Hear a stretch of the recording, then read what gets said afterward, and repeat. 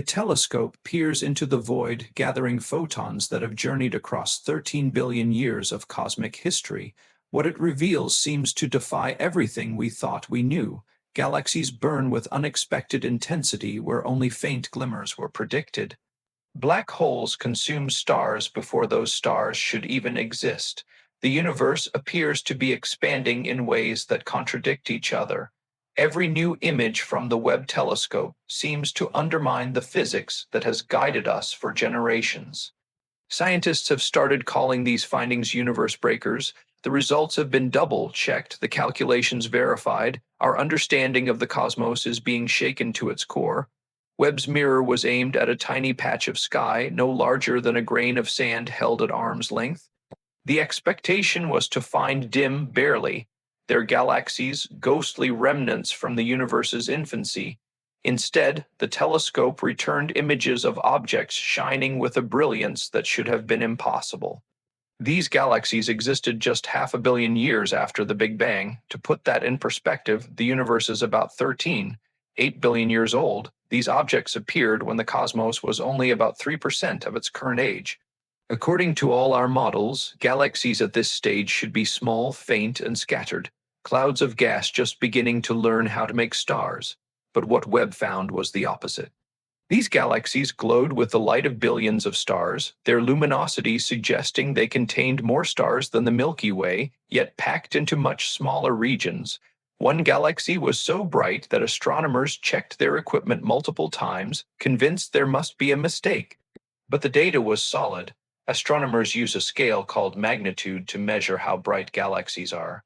The faintest objects Hubble could see were at magnitude 30. Webb can see down to magnitude 32, peering 4 times deeper into the darkness.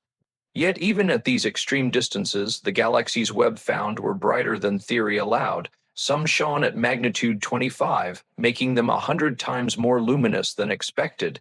This discovery immediately sparked debate. If galaxies could become this massive so quickly, then something fundamental in our understanding of cosmic evolution was off. Dark matter, the invisible framework that shapes galaxies, should take billions of years to gather enough material.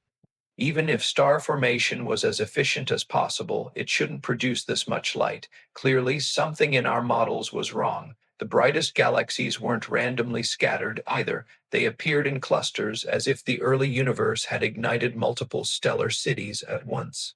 This pattern contradicted simulations that predicted a slow, gradual buildup. Instead, it looked like the early universe experienced a burst of galaxy formation more intense than anything that came after. Scientists calculated the amount of stellar mass needed to produce such brightness. The numbers were staggering: 10 billion times the mass of our Sun, squeezed into galaxies smaller than the small Magellanic Cloud. This kind of density shouldn't be possible. These galaxies should have torn themselves apart under their own gravity. Temperature readings added another layer of mystery. The light from these galaxies showed signs of both old, cool stars and hot, young ones. This mix suggested that these galaxies were already mature, hosting multiple generations of stars. But how could they age so quickly? How could stars be born, live, and die in just a few 100 million years? But this was only the beginning. What Webb found next made these impossibly bright galaxies seem almost ordinary. Scattered across Webb's deep field images, astronomers noticed something odd. Among thousands of galaxies, hundreds of tiny objects glowed a deep red. They looked like rubies scattered on black velvet. Scientists started calling them little red dots. These objects were incredibly small, most less than 1,000 light years across. For comparison, the Milky Way is about 100,000 light years wide. Yet these dots were as bright as entire clusters of galaxies. The red color told its own story. As light travels across the universe, the expansion of space stretches it, shifting it toward longer wavelengths, a phenomenon called redshift. The deeper the red, the farther away and earlier in time the object is. Webb's instruments measured their redshifts precisely. Most little red dots existed between 600 million and 1 billion years after the Big Bang, during the so-called cosmic dawn, when the first stars lit up the universe.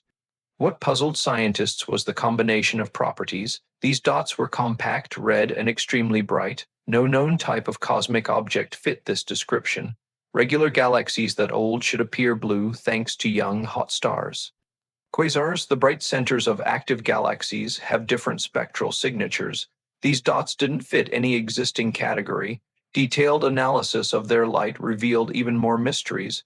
The spectra showed unusual emission lines indicating extremely hot gas moving at incredible speeds.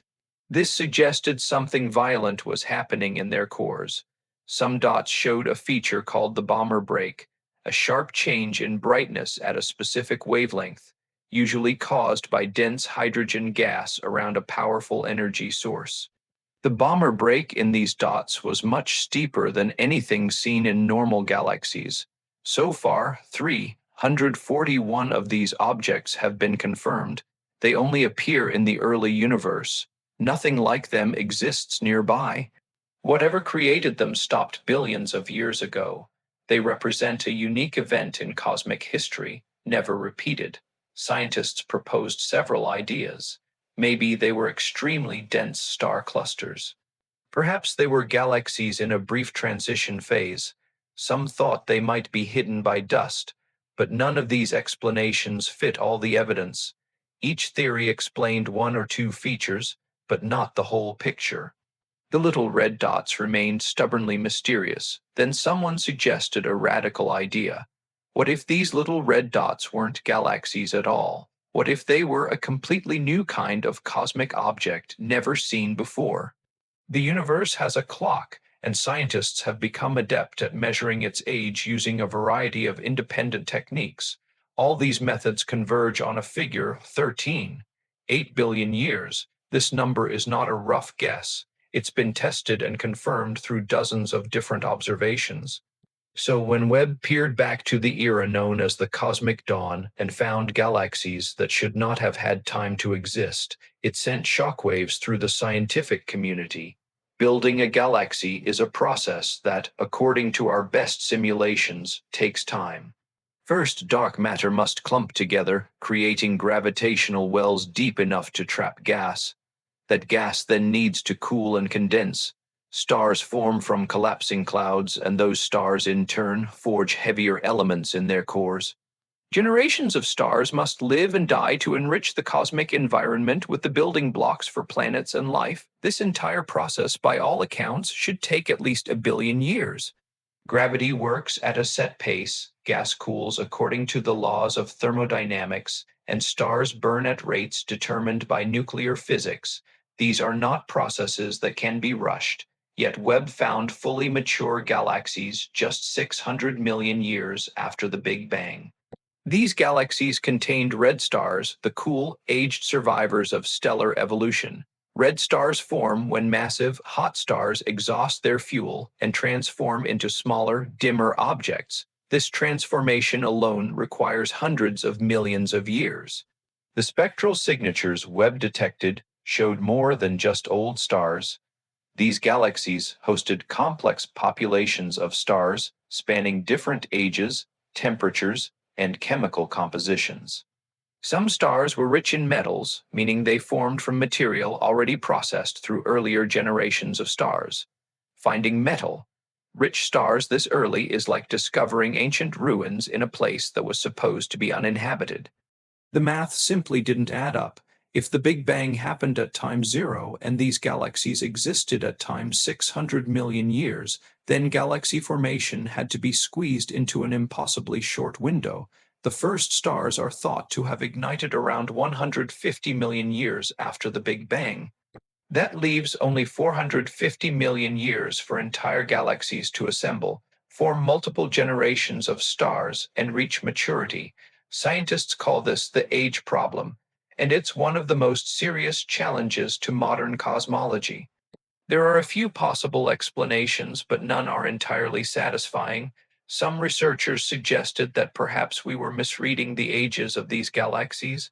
Maybe the spectral signatures that indicated old stars could be produced by other processes. Dust, for example, can alter starlight and make young galaxies appear older than they are. But detailed analysis ruled this out. The spectral patterns were too specific. too detailed to be mimicked by dust alone.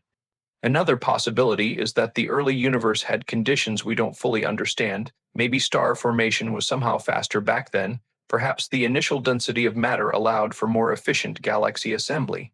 But this would require rewriting the textbooks on stellar physics and cosmology. The age problem exposed a crack in the foundation. Every prediction about the early universe relied on the same models. If those models couldn't explain these mature galaxies, what else might they be getting wrong? And the situation was about to get even stranger. In July 2024, scientists studying the little red dots made a discovery that forced them to reconsider everything they thought they knew about these objects. They found one example so extreme, so unusual, that it demanded a completely new explanation. They nicknamed it the cliff. The cliff showed a spectral feature sharper than anything previously observed. The Bomber break, that sudden change in brightness, appeared almost vertical in its intensity curve.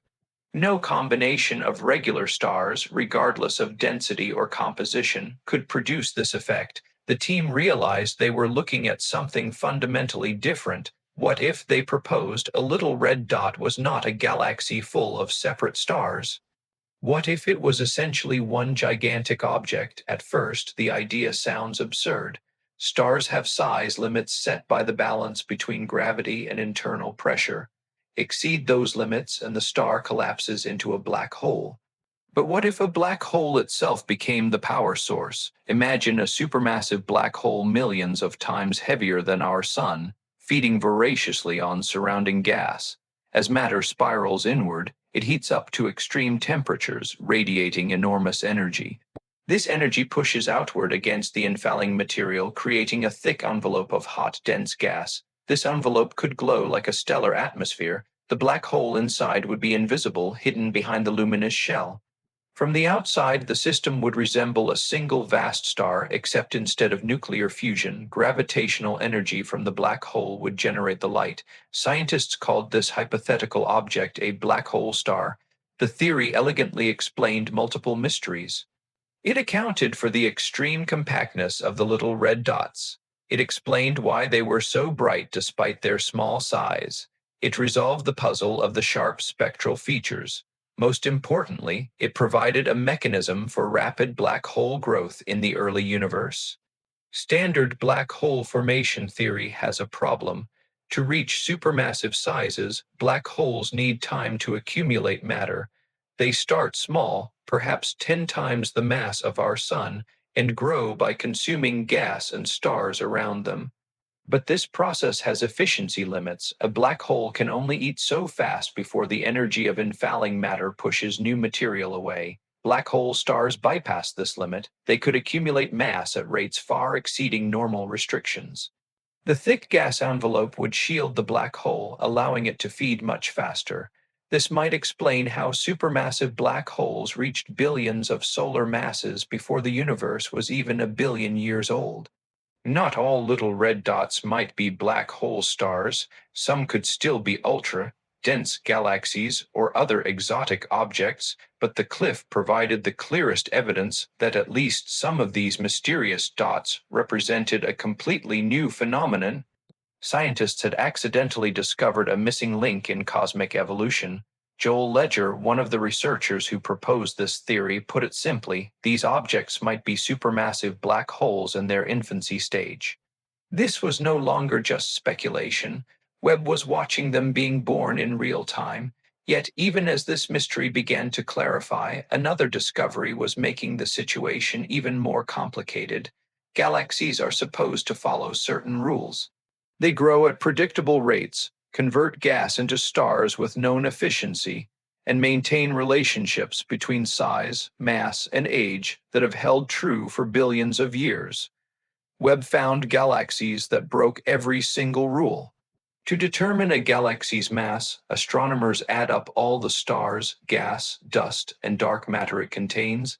This method is well established and cross-checked using several independent techniques, especially for the most distant early galaxies.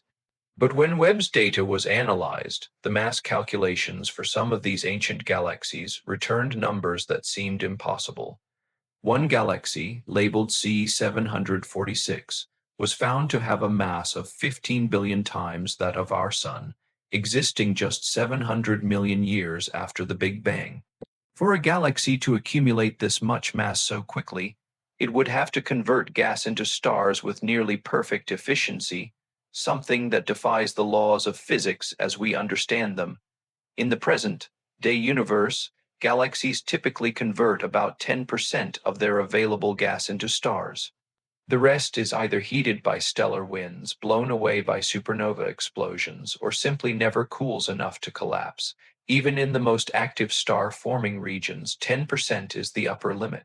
Achieving 100% efficiency would mean every atom of hydrogen and helium is incorporated into a star, with nothing left over.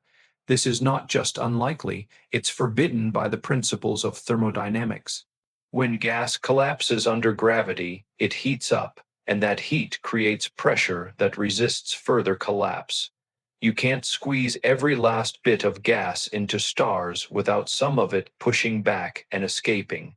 But the mass crisis went even deeper. These galaxies weren't just massive, they were overmassive, exceeding theoretical limits by factors of 10 to 100. The standard cosmological model, known as lambda cold dark matter CDM, makes precise predictions about how much matter should exist in galaxies at any given time. These predictions are based on our understanding of how dark matter clumps and how it traps regular matter. CDM has been the backbone of cosmology for decades, accurately describing the cosmic microwave background, the large-scale structure of the universe, and the abundances of light elements formed in the early universe. It's not just a guess, it's a model validated by hundreds of independent observations. Yet Webb's discoveries didn't fit. Mike Boylan-Colchin, an astronomer at the University of Texas, analyzed 6 of the most extreme cases.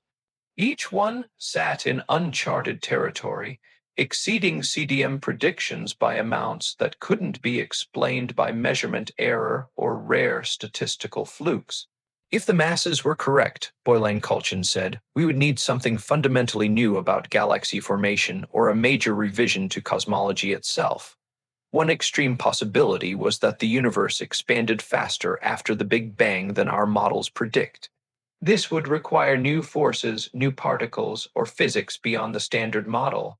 Some scientists suggested that perhaps supermassive black holes were making these galaxies appear more massive than they really were. A feeding black hole generates tremendous radiation, which could heat surrounding gas and make the galaxy brighter, thus seeming to contain more stars. This explanation worked for some cases, but not all. The mass crisis revealed a fundamental problem. Either our methods for measuring galaxy masses were systematically wrong, or the early universe operated under different physical laws than we observe today. Neither option was comforting. Then Webb found something that made the mass problem look simple by comparison. At the center of most galaxies sits a supermassive black hole. This relationship is not random. Galaxies and their central black holes grow together over cosmic time, maintaining a specific ratio. For every 1,000 units of stellar mass in a galaxy, the central black hole contains about 1 unit of mass. This ratio holds across billions of years and billions of galaxies. Webb shattered this relationship. It found black holes that were not just massive, but obscenely overmassive, weighing far more than their host galaxies could possibly support. In the galaxy Virgil, located just 800 million years after the Big Bang, scientists measured a black hole mass exceeding 100 million times that of our Sun. The galaxy itself contained barely enough stars to account for 1 billion solar masses. The black hole represented 10% of the galaxy's entire mass. This ratio should not exist. In modern galaxies, the black hole accounts for about 1/10 of the galactic mass. Virgil's black hole was 100 times more dominant than it should be. The galaxy was essentially a thin shell of stars wrapped around a monstrous black hole core. How could such an object form? Black holes grow by consuming matter, gas, dust, and sometimes entire stars. But this process has limits. As matter falls toward a black hole, it heats up and emits radiation. This radiation pushes back against infalling material, creating a natural cap on the growth rate.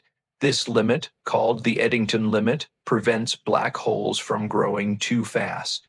To reach 100 million solar masses in just 800 million years, a black hole would need to exceed the Eddington limit for its entire existence, feeding at 5 to 10 times the maximum theoretical rate.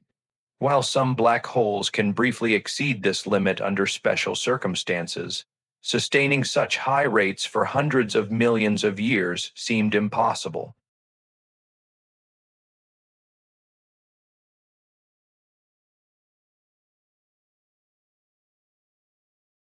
Webb found a dozen overmassive black holes at cosmic noon, the period 2 to 3 billion years after the Big Bang when star formation peaked. These black holes were 2 orders of magnitude too massive for their host galaxies. The ratio wasn't just a little off, it was fundamentally broken. One object, nicknamed Big Red Dot, hosted a black hole so massive it defied all known formation scenarios. The black hole outweighed its galaxy by such a large factor that it seemed to have formed first, with the galaxy assembling around it later. This reversed the entire sequence of cosmic evolution. Traditionally, galaxies are thought to form first. Dark matter creates a gravitational well, gas falls in, stars ignite, and deep in the center, a black hole seeds itself from collapsing stars. Over time, the black hole grows, fed by material from its host galaxy. The two evolve together, maintaining their mass ratio. Overmassive black holes suggested this picture was incomplete or even wrong. Perhaps black holes formed first from the direct collapse of dense gas clouds. Maybe they grew from intermediate, mass seeds left over from the first generation of stars. Or perhaps the early universe had physical conditions that allowed black holes to bypass normal growth restrictions. George Rao, one of the researchers studying these objects, put it bluntly.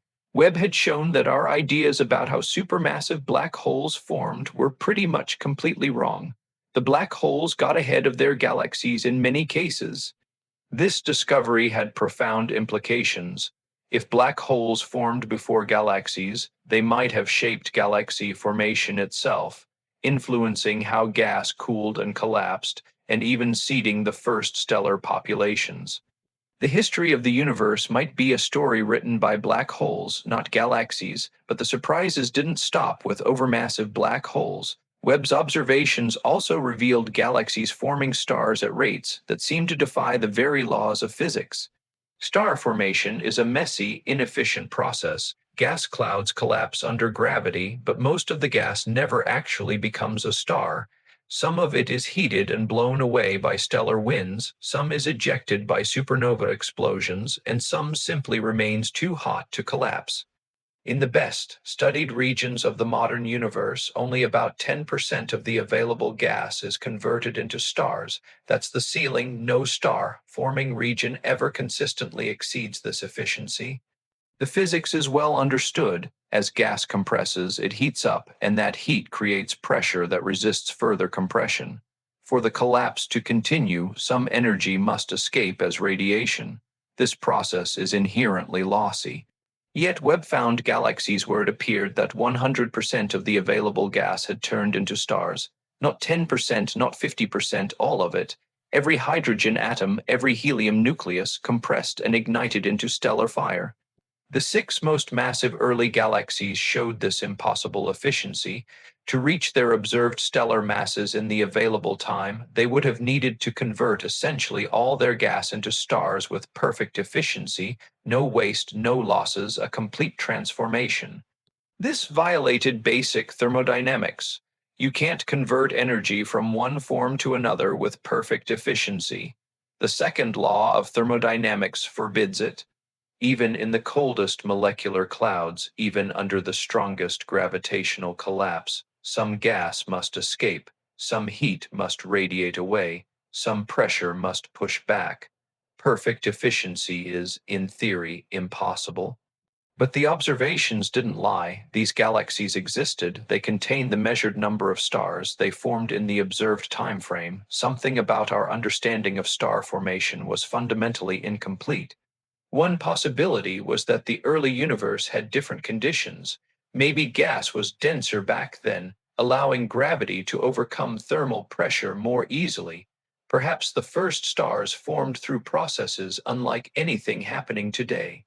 Or maybe the absence of heavy elements, which had not yet been created by stellar fusion, changed how gas behaved. Another possibility was that we were missing a major source of matter. Maybe more gas existed in the early universe than our models predicted.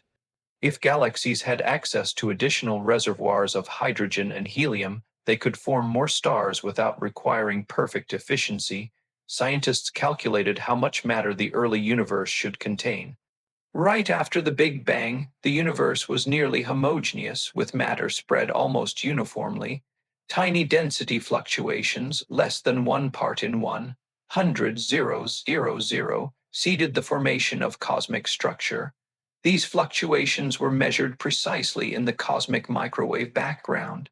From these measurements, astronomers could predict exactly how much matter should clump together into galaxies at any point in cosmic history. The massive early galaxies exceeded these predictions. They contained more stars than should have been available to form them. This suggested the matter distribution in the early universe was less uniform than we thought.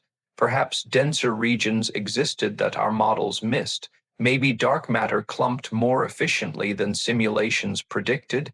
Or perhaps the seeds of galaxies formed earlier than we believed possible. Each explanation required revising fundamental assumptions about cosmic history. Either the Big Bang produced more matter than we realized, or that matter gathered faster than gravity should allow, or star formation operated under different physical laws in the early universe. The star factory paradox exposed our ignorance.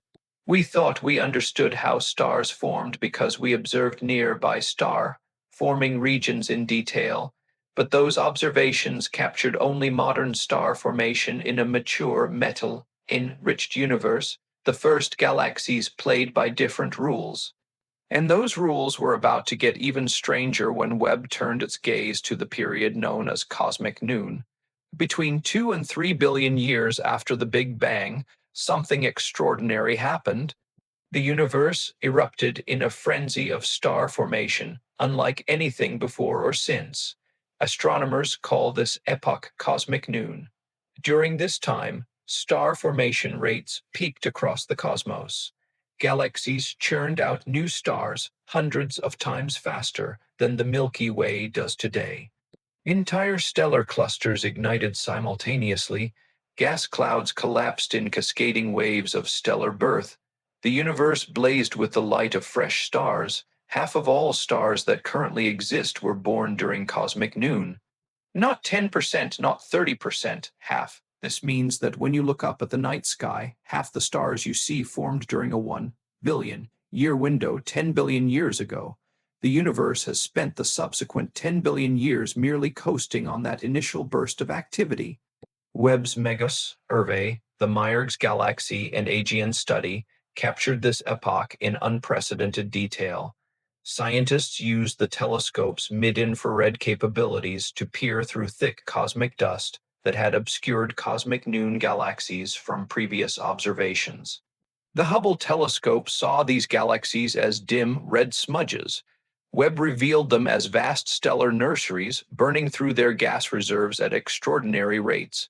The extended growth strip, a narrow slice of sky near Ursa Major, became ground zero for cosmic noon research. This region contains thousands of galaxies at the right distance to show us the universe as it appeared during peak star formation. Webb stared at this field for hundreds of hours, building up a comprehensive census of cosmic noon activity. What the telescope found shocked researchers. Galaxies were not forming stars steadily. They were bursting, igniting in violent episodes where star formation rates jumped tenfold or more in just a few million years. These starburst events converted massive gas reservoirs into stars in geological instants. One galaxy observed in the survey formed stars at a rate of 1,000 solar masses per year. For comparison, our Milky Way forms about 2 solar masses worth of stars annually. This cosmic noon galaxy was producing stars 500 times faster. At this rate, it would exhaust its entire gas supply in just 10 million years. The bursts were triggered by galaxy collisions and mergers. When two galaxies collide, their gas clouds slam together, compressing and heating. This compression ignites star formation throughout both galaxies.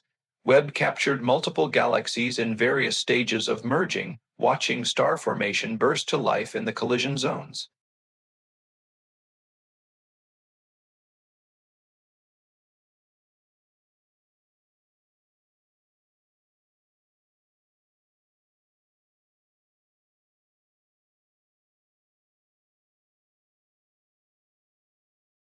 Much of this cosmic activity was hidden from previous generations of telescopes by thick clouds of interstellar dust. Dust in space isn't like the dust you find at home. It's made of tiny grains of carbon, silicon, and other elements forged in the hearts of stars and scattered by supernova.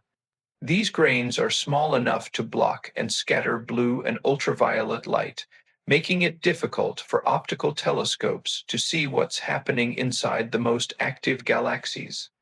The Hubble Space Telescope, which is optimized for visible and ultraviolet light, could only see through thin layers of dust, but the most energetic regions of star formation in the early universe were shrouded, their true nature hidden. Webb's infrared vision changed everything. Infrared light passes through dust much more easily than visible light, allowing Webb to peer into the heart of these dusty galaxies. What it found was astonishing. Most of the star formation during cosmic noon was happening in galaxies so dust and shrouded that they were nearly invisible to Hubble. These galaxies, which appeared as faint smudges or not at all in previous surveys, blazed brightly in Webb's mid-infrared images. The telescope revealed that earlier surveys had missed as much as half of all star formation in the early universe, simply because it was hidden by dust. In some galaxies, the dust was so thick that only 1% of their light escaped in visible wavelengths. The rest was absorbed by dust and re-emitted as infrared radiation. Without infrared-sensitive instruments, these galaxies would have remained invisible. Some of these dust-shrouded galaxies were not only forming stars at incredible rates, but also hosted rapidly feeding black holes at their centers. The dust itself was a clue. It was produced by massive stars that lived fast and died young, exploding as supernova and enriching their surroundings with heavy elements. The distribution of dust within galaxies was not uniform.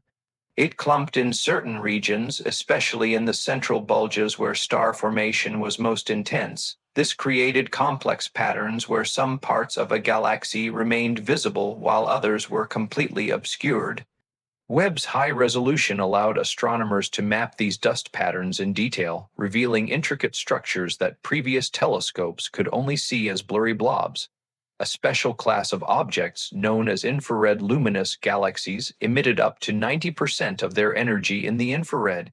These galaxies were invisible to optical surveys but dominated the cosmic infrared background, the collective glow of all distant galaxies added together. Webb revealed them as compact, dust-enshrouded systems undergoing intense starbursts. The dust itself provided clues about the history of these galaxies. Different types of dust produce different infrared signatures. By analyzing these patterns, astronomers could determine what kinds of stars produced the dust and how long ago those stars formed. Some dust-shrouded galaxies showed temperatures far higher than normal star formation could produce. The dust was heated to over 1,000 degrees, hot enough to glow brightly in the mid-infrared. This required an additional energy source, likely a feeding supermassive black hole hidden within the dust. The discovery of these dust-en shrouded monsters forced astronomers to revise their understanding of cosmic history. Previous calculations of star formation rates were too low because they missed the contribution from heavily obscured galaxies. Previous black hole surveys were incomplete because dust hid many actively feeding systems. Entire populations of objects existed that earlier telescopes could not detect.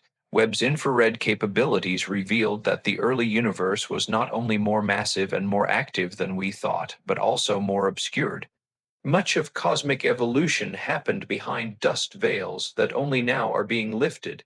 Each object Webb uncovered raised new questions about how much else remains hidden.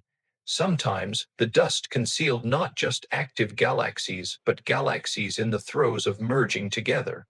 In the modern universe, galaxy mergers are rare and dramatic events. When two galaxies collide, their stars mostly pass through each other, but their gas clouds slam together, triggering shock waves and bursts of star formation. In the early universe, mergers were not rare, they were the norm. Webb's observations revealed that most young galaxies were either merging or had recently merged. The early universe was a place of constant collisions, a cosmic demolition derby where galaxies smashed together in violent interactions. One particularly striking observation came from a pair of galaxies caught in the act of merging about 7 billion years ago. One galaxy appeared blue and face-on, full of young hot stars. The other was red and edge-on, wrapped in dust. They were locked in a gravitational embrace, destined to combine into a single, larger galaxy. What made this observation special was a lucky alignment. A massive galaxy cluster between Earth and the merging pair acted as a gravitational lens, magnifying and brightening the distant galaxies. This rare lensing effect allowed astronomers to study star formation rates across both galaxies in unprecedented detail. They measured how star formation varied between the central regions and the outer disks, between the collision interface and the undisturbed areas. The results showed that star formation spiked violently where the two galaxies' gas clouds collided. At these collision points, gas was compressed by factors of 100 or more, triggering immediate star formation at rates exceeding 1,000 solar masses per year per square kiloparsec, thousands of times higher than in peaceful galaxies. Researchers developed new methods to measure star formation on different timescales.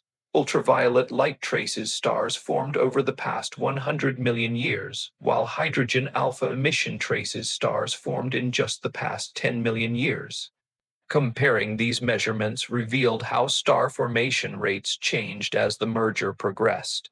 The technique showed that mergers proceeded in bursts. Gas compression would trigger intense star formation for a few million years. Then feedback from those new stars would heat and disperse the remaining gas, shutting down star formation. Eventually, the gas would cool and collapse again, triggering another burst. This cycle repeated multiple times during a single merger. The violence of these collisions had profound effects on galaxy structure. Simulations showed that gas driven toward the center by merger dynamics could feed the central black hole, causing it to activate and grow. This explained why many active black holes existed in galaxies showing signs of recent mergers. Mergers also destroyed ordered rotation. Before collision, both galaxies rotated systematically like water swirling down a drain. After collision, their motions became chaotic. Gas moved in random directions, and stars orbited on tilted, eccentric paths.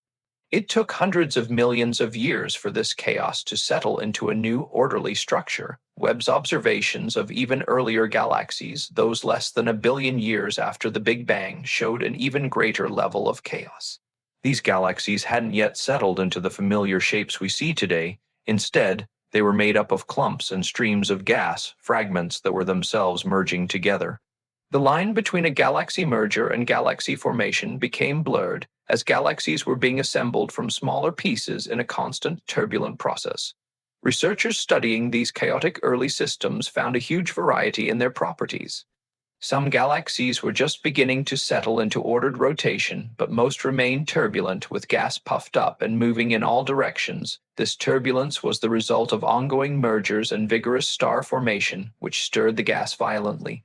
The violence of these early mergers helped explain several puzzles. It accounted for why early galaxies were so massive. Each merger added mass from both progenitors. It explained why black holes grew so quickly. Mergers funneled gas toward the centers where black holes could feed.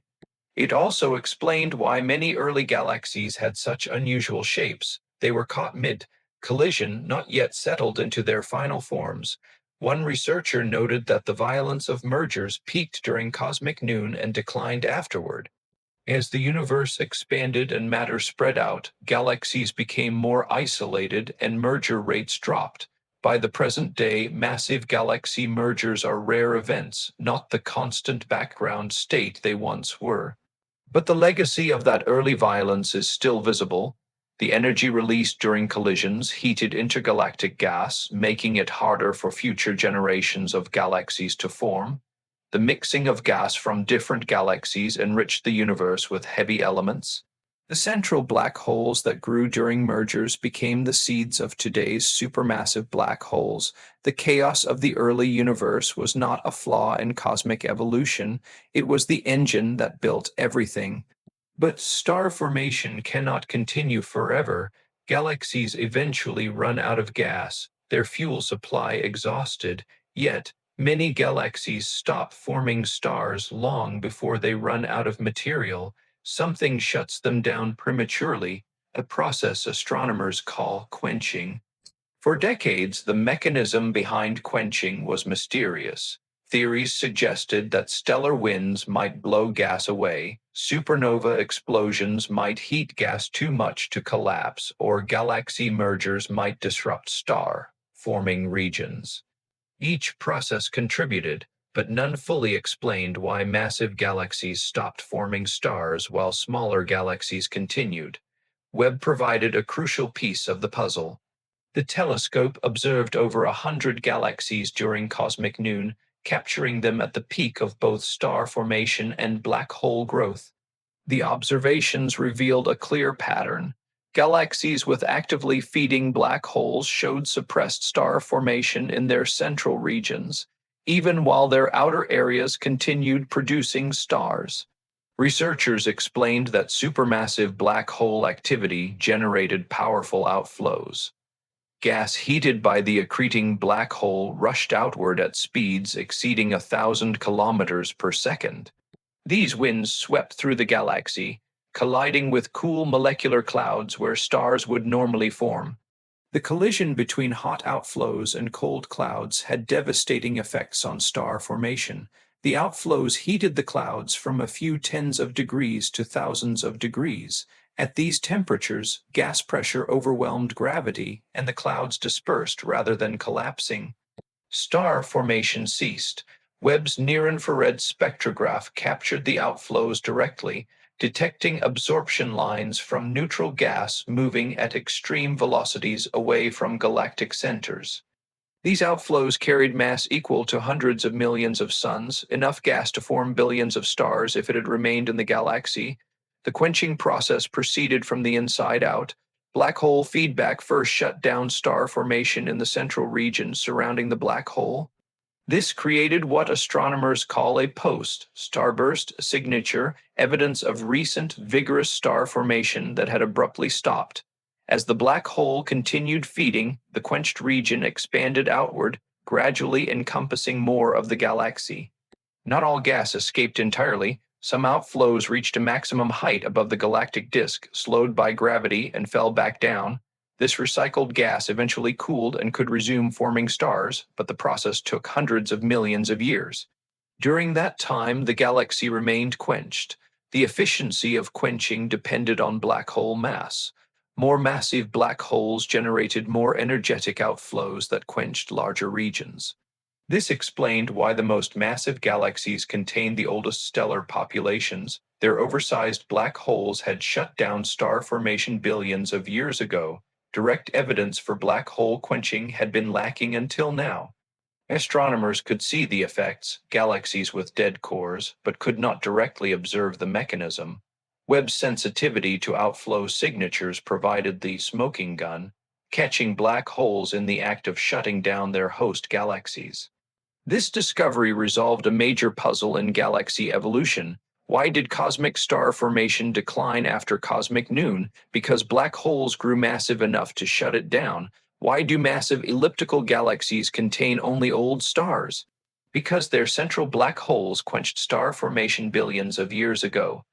Why does the modern universe form stars at much lower rates than the early universe? Because most large galaxies have been quenched. Black holes, it turned out, were not just passive byproducts of galaxy growth. They were active sculptors of cosmic evolution, determining when star formation ended and transforming vibrant spirals into quiet ellipticals. But some black holes were so dominant that their galaxies barely existed at all. In 2025, astronomers identified an object that challenged the very definition of a galaxy. Designated Able 2744 QS01, it consisted of a supermassive black hole surrounded by almost no stars.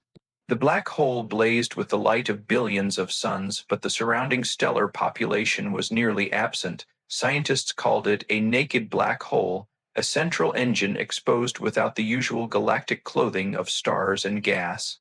This naked black hole, existing less than a billion years after the Big Bang, was a true anomaly.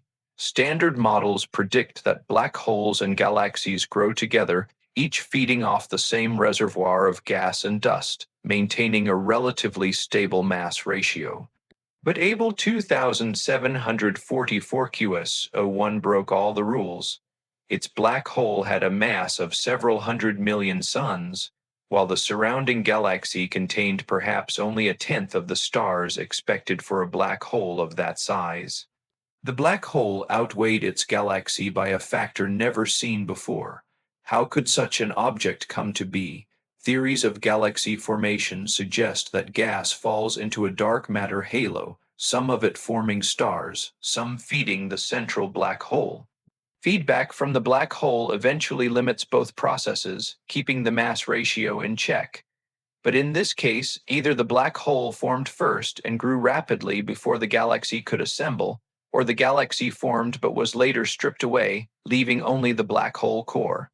Both scenarios require conditions that standard models do not predict. One possibility is that naked black holes form from direct collapse.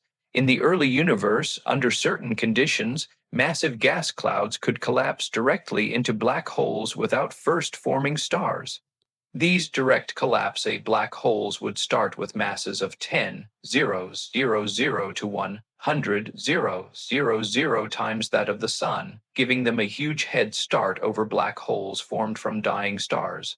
With this advantage, they could grow to supermassive sizes quickly by feeding on the abundant gas around them. If the black hole's growth outpaced the formation of stars, it could dominate its environment before a substantial galaxy had time to assemble. Another explanation involves environmental effects. If a naked black hole existed in a region with strong tidal forces from nearby galaxies or clusters, those forces could strip away stars while leaving the central black hole relatively untouched. Stars, being spread out, are more vulnerable to tidal stripping, while a compact black hole resists such forces. Recent simulations of overmassive black holes at cosmic noon suggest that this stripping mechanism might be more common than previously thought. Several low-mass galaxies observed at redshifts between 1 and 3 all showed black holes far too massive for their stellar content, supporting the idea that tidal stripping can leave behind naked black hole cores. The discovery of naked black holes has profound implications for our understanding of the relationship between black holes and galaxies. If black holes can exist without substantial galaxies, then they are not simply byproducts of galaxy formation. They are independent entities that can form through different channels and under different conditions. This also raises questions about what we call a galaxy. If an object is mostly a black hole with a few stars, is it still a galaxy, or is it something else entirely? Webb surveys have found several other candidates for naked black holes. These objects share similar properties: extremely luminous, very compact, with spectral signatures indicating powerful black hole accretion but weak stellar populations. As more observations come in, the list of such objects continues to grow. Finding naked black holes in the early universe suggests that the population of black holes is more diverse than we realized. Some grew within galaxies as expected, while others followed different evolutionary paths, achieving dominance over their surroundings or existing in isolation. Over time, these naked black holes would not remain exposed forever. Gas would continue to fall into their dark matter halos, eventually forming new generations of stars.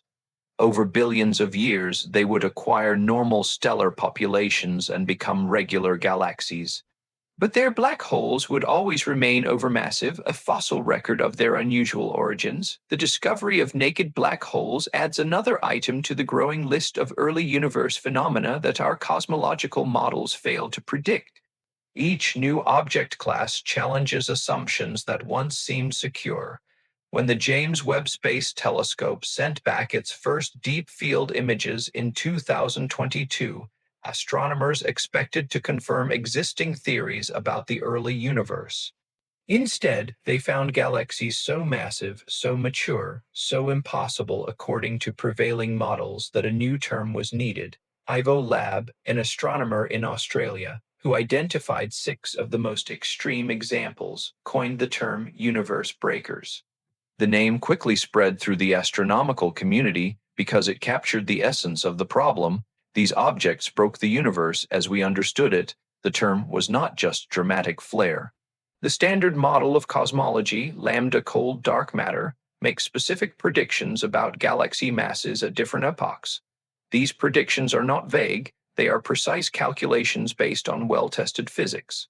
For galaxies 600 to 800 million years after the Big Bang, the maximum stellar mass should not exceed a billion solar masses. The six universe breakers weighed between 10 and 30 billion solar masses each, exceeding predictions by factors of 10 to 30. This was not a small discrepancy or a measurement error.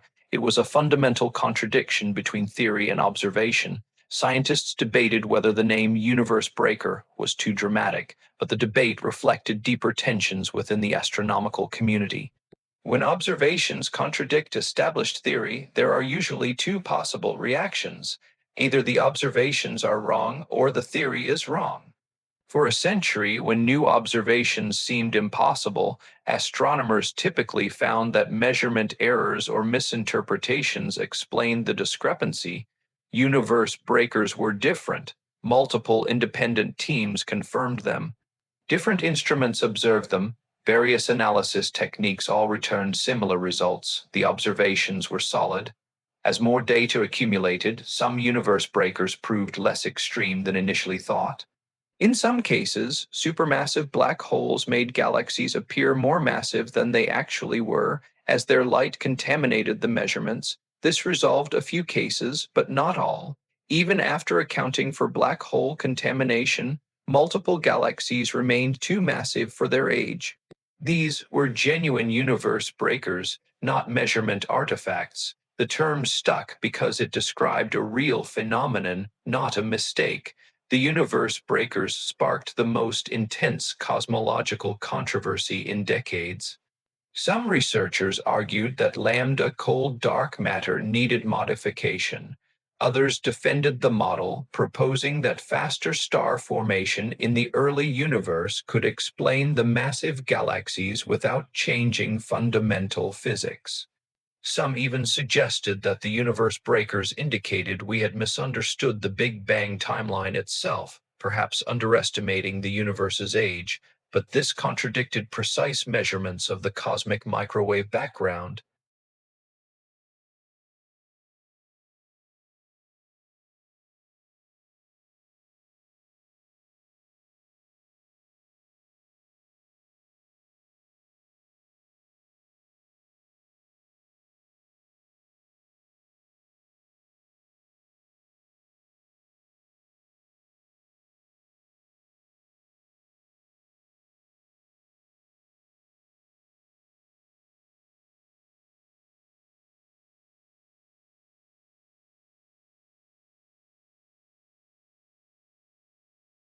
Others proposed that the initial conditions after the Big Bang might have been different than we assumed. Maybe some regions had higher matter density, allowing galaxies to form faster than our models predict. But this idea clashed with observations showing that, on large scales, the universe is remarkably uniform. The debate over what universe breakers meant for cosmology marked a turning point. It was an open admission that observations had outpaced theory, and that the field faced a genuine crisis, not just a minor puzzle. Naming the problem was only the beginning. To understand why these objects existed, astronomers needed to find more of them and study their properties in detail. After the first universe breakers were identified, teams launched systematic surveys to determine whether these objects were rare flukes or a common feature of the early universe. The answer would determine how seriously cosmology needed to be revised. Webb observed multiple deep fields, staring for hundreds of hours at small patches of sky to collect light from the faintest, most distant objects. Teams at various institutions compiled data from these surveys, searching for objects with the telltale properties of universe breakers. Some focused on a category called dropouts, objects that appear bright at long wavelengths but vanish at shorter ones, indicating extreme distance. Using Webb's near-infrared camera, researchers identified hundreds of very bright dropouts at extreme distances, all existing within the first billion years after the Big Bang. Most showed the same troubling properties: too bright, too massive, too mature for their age. 300 such objects were found, a number large enough to show that universe breakers were not rare. They represented a significant population, perhaps 10 to 20% of all massive galaxies at that epoch. Any model of galaxy formation would have to explain not just a handful of anomalies, but an entire population of impossible objects. Other teams focused on the little red dots, compiling one of the largest samples ever assembled. Most of these objects existed at the same early epoch as the bright dropouts. The overlap between the two populations was striking.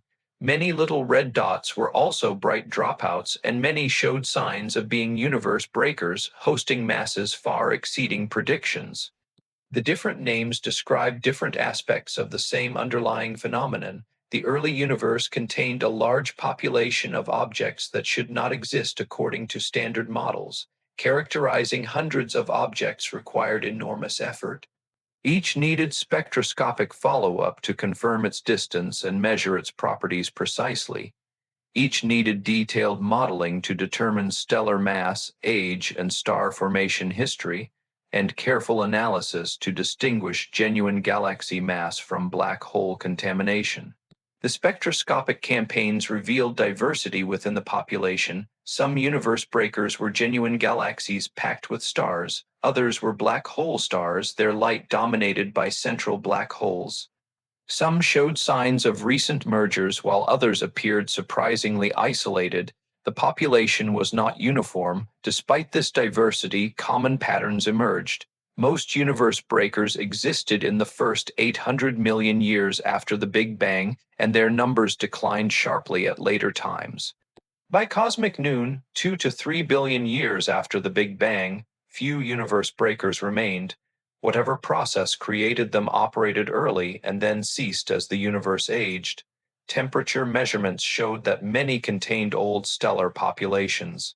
Red stars, which form from the evolution of hotter stars, appeared commonly. This confirmed that these were not simply young galaxies caught during an initial burst of star formation. They were mature systems containing multiple generations of stars. Chemical abundance measurements detected heavy elements like carbon, oxygen, nitrogen, and iron in quantities indicating that supernovae had already enriched the galactic gas. This meant at least one complete stellar generation had formed, evolved, and died before the galaxies were observed. The hundreds of universe breakers collectively represented the most serious challenge to cosmology in decades. Explaining one or two weird objects could be dismissed as rare outliers. Explaining hundreds required rethinking fundamental aspects of cosmic evolution. Some researchers noted that there was still a sense of intrigue because not everything was fully understood. The universe breakers had revealed gaps in our knowledge, but had not yet provided clear answers about what was wrong. As more data poured in, the population of impossible objects grew. Each new discovery refined our understanding but also raised new questions. The early universe was proving to be far stranger and more complex than anyone had anticipated. And what these discoveries collectively meant for our understanding of reality was becoming increasingly clear. The standard model of cosmology is not a wild guess. It is built on decades of observations, hundreds of scientific papers, and thousands of hours of telescope time. Lambda cold dark matter explains the cosmic microwave background patterns with exquisite precision. It predicts large-scale structure formation accurately. It describes cosmic expansion history correctly. It has survived every test thrown at it for a quarter of a century. Webb's discoveries threatened to topple this model, not because of a single anomaly, but because of an accumulation of problems that could not be explained away. The massive early galaxies, the overmassive black holes, the Hubble tension, the elongated galaxy shapes, each problem individually might be resolved with minor model adjustments. Together, they suggested something fundamental was wrong. The crisis centered on the cold dark matter component. This hypothetical substance makes up 85% of the universe's matter, but has never been directly detected. Particle physicists have searched for cold dark matter candidates for decades without success. Lambda cold dark matter predicts that small halos form first, merging to create larger halos, with galaxies growing gradually within these halos over billions of years. This bottom-up assembly process produces specific predictions about galaxy masses at different cosmic epochs. Webb's universe breakers contradicted these predictions. Galaxies appeared too massive too quickly, suggesting either cold dark matter clumps faster than models allow, galaxy formation is more efficient than physics permits, or the initial conditions were different than we thought. The discovery of elongated galaxy shapes posed another challenge to the cold dark matter paradigm. Simulations based on cold dark matter predict that halos, the invisible structures that host galaxies, should be roughly spherical at first, gradually flattening into disks as they acquire angular momentum. But Webb found many young galaxies stretched into filaments with axis ratios far more extreme than cold dark matter models predict. Some researchers suggested that perhaps warm dark matter made of faster, moving particles or wave, like dark matter, which behaves according to quantum principles, could better explain these elongated structures. These alternative forms of dark matter would influence how matter clumps and flows, potentially matching the observed shapes of early galaxies. The Hubble tension, meanwhile, struck at the heart of the lambda component of the model, dark energy. According to the standard model, dark energy should be perfectly uniform and constant over time, driving the universe's accelerated expansion at a predictable rate. But two different methods for measuring the expansion rate, the cosmic microwave background and direct observations of nearby galaxies, give results that differ by about 6%. This is not a trivial discrepancy. In a field where precision matters, such a gap suggests that something fundamental is missing from our understanding. Some scientists proposed that dark energy might not be constant after all. Perhaps it was stronger in the early universe, giving expansion an extra push that our models don't account for.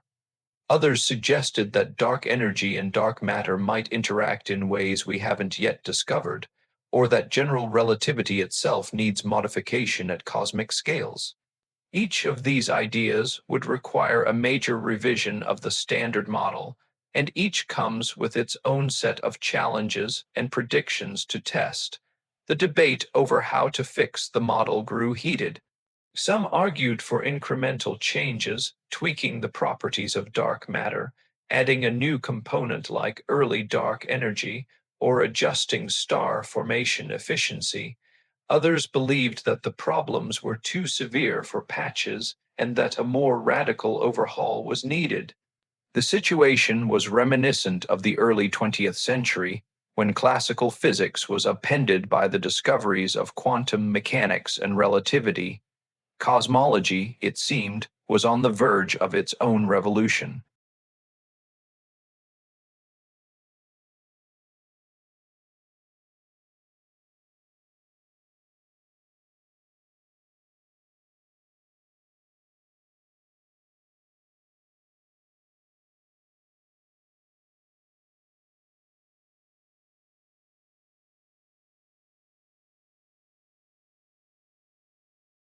But this crisis was not a disaster for science. In fact, it was an opportunity. Every major advance in physics has begun with observations that contradicted existing theory. The anomalies revealed by Webb's observations were not just problems, they were clues pointing the way toward new physics. The telescope's unprecedented sensitivity and resolution provided the data needed to test competing ideas, to refine models, and to rule out those that no longer fit the evidence. The next steps would involve a combination of approaches. Perhaps the answer would be a mix of warm dark matter, early dark energy, and new mechanisms for rapid star and black hole formation. Perhaps the universe is simply more chaotic and diverse than our models have assumed. Whatever the solution, it would require expanding our theoretical framework and embracing the unknown. The possibility of new forces or particles is both exciting and daunting. The history of physics is full of surprises, forces, and particles that were once unknown, but later became central to our understanding of reality. The Hubble tension hints that there may be another force at work, one that influenced the universe's expansion in its earliest moments. Theoretical physicists have proposed candidates like quintessence, a field that changes strength over time or actions, hypothetical particles that could have affected the early universe's dynamics. Some even suggest that gravity itself might behave differently on the largest scales, or that extra dimensions could play a role. Each of these ideas makes predictions that can be tested. For example, quintessence would leave specific signatures in the cosmic microwave background, while actions would affect the way galaxies and clusters form. Modified gravity would change the way gravitational waves travel across the universe. As new data comes in from Webb and other observatories, scientists will be able to test these predictions and narrow down the possibilities. The overmassive black holes found by Webb also suggest that something unusual was happening in the early universe. If black holes could grow faster than the Eddington limit allows, perhaps magnetic fields were stronger back then, confining the flow of gas and allowing super Eddington feeding. Or maybe black holes formed already massive through direct collapse, bypassing the slow growth from stellar remnants. Each scenario has implications for how galaxies and black holes co-evolved, and each can be explored with further observations and simulations. The search for new physics is not limited to the distant universe. Particle physicists are also looking for evidence of dark matter in underground detectors and at particle accelerators. So far, no direct detection has been made, but the properties of dark matter inferred from cosmology can help guide these searches. If warm or wave dark matter turns out to be correct, it would point to new types of particles that could be discovered in the lab. The reality is that science is always provisional. Models are built to explain what we see, but they are always subject to revision when new data arrives. Webb's discoveries have shown that our current model, while successful in many ways, is incomplete. The universe is more complex, more dynamic, and more surprising than we imagined. The next few years will be a time of intense discovery and debate as astronomers and physicists work to build a new understanding of the cosmos. The process will not be easy. It will require rethinking assumptions, revising textbooks, and developing new theories. But this is how science advances, not by clinging to old ideas, but by following the evidence wherever it leads. The universe is not obligated to fit our models. It is our job to build models that fit the universe. The James Webb Space Telescope has only been operational for a few years, yet its impact on our understanding of the cosmos is already profound. Every new observation adds to a growing archive, revealing more early galaxies, more enigmatic little red dots, and more overmassive black holes. As the data accumulates, patterns begin to emerge that single discoveries could never reveal. The next phase of research will focus on deep spectroscopy to measure the detailed chemical makeup of early galaxies, helping to pinpoint when the first stars formed and how quickly they enriched the universe with heavier elements. High-resolution imaging will allow astronomers to resolve the internal structures of distant galaxies, distinguishing between smooth, elliptical forms and clumpy, chaotic systems still in the throes of assembly. Time to Main astronomy will become increasingly important, as repeated observations of the same fields over months and years will catch transient events, supernova, tidal disruptions, and variable stars that provide independent checks on distances and ages. Webb will also turn its gaze closer to home, studying planets in our solar system, exoplanets around nearby stars, and the dusty disks where new planets are forming. Each of these targets adds another piece to the puzzle of how matter organizes itself across cosmic scales. But perhaps the most exciting discoveries will be the ones nobody has predicted. Every major telescope has found surprises. Hubble revealed the accelerating expansion of the universe. Chandra uncovered supermassive black holes in most galaxies, and COBE detected the tiny fluctuations in the cosmic microwave background that seeded all structure. Webb has already delivered its own surprises, little red dots, universe breakers, and black hole stars, none of which were anticipated in the original proposals. The best discoveries are often those that no one thought to look for. Thousands of galaxies have already been cataloged in Webb's deep field images, but detailed analysis takes time. It's likely that strange objects are hiding in plain sight, waiting for someone to notice their peculiar features. Future generations of astronomers will continue mining this data, finding new patterns and objects that today's researchers might overlook. As new telescopes come online, like the European Extremely Large Telescope and the Roman Space Telescope, collaboration between instruments will accelerate discovery. Each telescope brings unique capabilities, and together they will build a more complete picture of the universe than any single instrument could achieve. The next major breakthrough could come at any time. It might be the discovery of another population of impossible objects, direct evidence for new forces, or something entirely unexpected. This uncertainty is what makes science so thrilling. The willingness to be wrong, to revise our understanding in the face of new evidence, is what drives progress.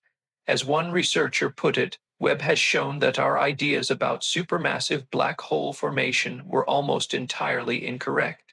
This humility, this openness to change, is the hallmark of the scientific method. All of these discoveries are not just about distant galaxies or abstract physics, they are about understanding our own place in the universe. Every atom in our bodies was forged in stars, many of which formed during cosmic dawn and cosmic noon. The universe breakers, the little red dots, and the dust-shrouded monsters Webb observes are the very nurseries where the elements that make up life were created. Understanding how these objects formed is, in a sense, understanding our own origins. The Hubble tension reminds us that even the fabric of space itself expands in ways we do not fully grasp. The vacuum between galaxies, between stars, even between atoms, is not empty. It is filled with dark energy that shapes the fate of the cosmos. The possibility of new forces or particles lurking in the data hints at a future where our understanding of reality will be even deeper, and perhaps technology will emerge from these discoveries in ways we cannot yet imagine. The need to rewrite our models is not a sign of failure, but of progress. Science thrives on unanswered questions and unsolved mysteries. The James Webb Space Telescope has given us a new set of problems, challenging, exciting, and revolutionary questions that will drive research for decades. Students entering astronomy today will spend their careers working on the puzzles raised by these discoveries, but the deeper meaning goes beyond professional science. Webb's findings remind us that reality is stranger and more wondrous than we ever imagined. The universe is not a static, predictable place, but a dynamic, evolving cosmos where galaxies collide, black holes feed, and space itself stretches and changes. When we look up at the night sky, we are witnessing a universe still in the process of revealing its secrets. Science's greatest strength is its ability to self-correct. When observations contradict theory, scientists do not cling to old ideas, they adapt, revise, and move forward. This willingness to change is what separates science from dogma. The choice is made now about which telescopes to build, which research to fund, and which questions to pursue will shape how quickly we solve these mysteries. In 1,000 years, people may look back at this era as a turning point, the moment when our cosmological models proved inadequate and needed fundamental revision, when the early universe revealed itself in unprecedented detail, and when we realized that everything we thought we understood was yet incomplete. They will know the answers to questions we are only beginning to ask, but they will also face their own mysteries, their own reality rewrites as the process of discovery continues. That is the gift Webb has given us, not final answers, but better questions. Not certainty, but a productive sense of wonder. The universe is vast, ancient, and full of surprises. As Webb continues to observe, collecting photons that have traveled billions of years, the next revolution in our understanding may be just around the corner.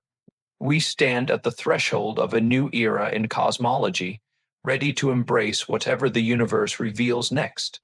The journey is far from over. The greatest discoveries still lie ahead, waiting in the darkness between galaxies, in the first moments after creation, and in the very nature of space and time itself. This is our moment to learn, to question, and to marvel at the strange and beautiful universe that is finally beginning to show us its true face.